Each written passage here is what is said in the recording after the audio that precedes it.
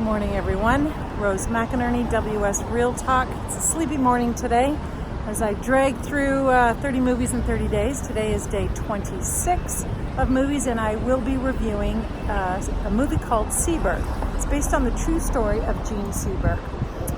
So I'm standing in what I thought was kind of a cool spot to be the old Massey Hall building. It seats about 3,500 people. It is a famous site for all kinds of entertainers, and so I thought it would fit nicely with actress Jean Seberg as well.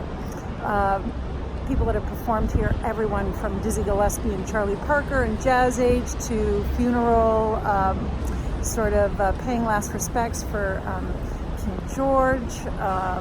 I don't know, you name it, anyone famous. Jerry Seinfeld, a cast of comedians have played here. So it's a beautiful Massey Hall building that's been renamed Ed Mirvish, and Ed Mirvish has done lots for the entertainment business here in Toronto. So I am quickly going to have breakfast today outside, standing here at the Senator, and I thought I'd tell you a little bit about the movie. So this is a sleeper to me. The reviews are kind of interesting. I'm not sure that I agree with all of them. This movie, Seberg, stars Kristen Stewart, who we know very well from all of her escapades, sort of starting with Vampire Diaries and onward. This is her finest work. It's definitely her finest work, and I'm seeing this with a lot of the actors this year. Many of the shows that I'm seeing, they are, especially when they're biopics about people in history, they do a fantastic job. So these actors are doing their homework, Kristen included. She embodies Jean, actually, and looks like her, and you'll see that when I share pictures of her. So the recap is essentially Jean is an actress, 19 years old. She's from Iowa. She was cast in a role as Joan of Arc and became pretty, the studios loved her right away. Beautiful, beautiful girl. She was quickly married, and then first husband didn't work out, second husband, a Frenchman. She was cast in Jean-Luc Godard's Breathless, and that really made her a French iconic celebrity. So the movie opens at that point where she's a celebrity and she's going back to America to do a movie in Hollywood. What happens is, or what transpires is, we soon learn that she has a passion for wanting to do something more than acting. She wants to use her celebrity status for good. Sounds familiar? A lot of celebrities are doing that today. So you have to applaud that. This is the 1960s. She's giving money to the Black Panther organization.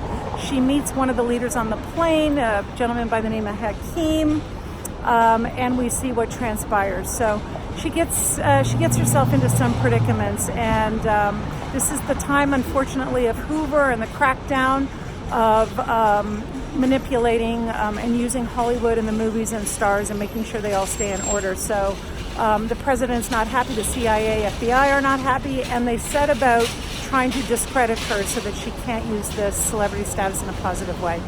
So I don't want to tell you much more than that, but the story is based on a true story. It's well done, amazing acting. I'm going to say go see this. To me, this is a little bit like Trumbo. She's kind of a female version of Trumbo. So love seeing it come to light. I think Hollywood has attempted to do it a few times before, and it hasn't happened, maybe for political reasons. Here's why I like it. The critics think that it tries to do too much and the story doesn't go anywhere. I'm going to disagree. I think it's just a slow-moving one. And perhaps it's just fitting, too, because what we need to see in this movie is the slow descent, almost into madness, really.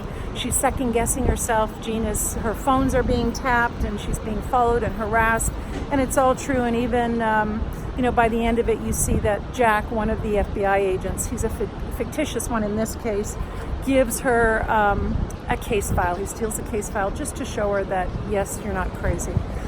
So why do we like this movie? Because it is moving, and the performance of Kristen Stewart is the best ever.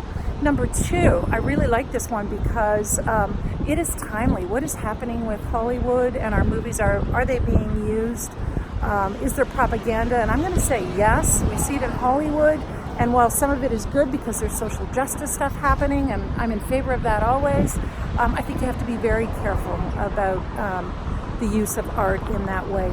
You want art always to present truth, and of course truth is a many-faceted thing, and you're going to have all kinds of angles on it, but I think it is well done.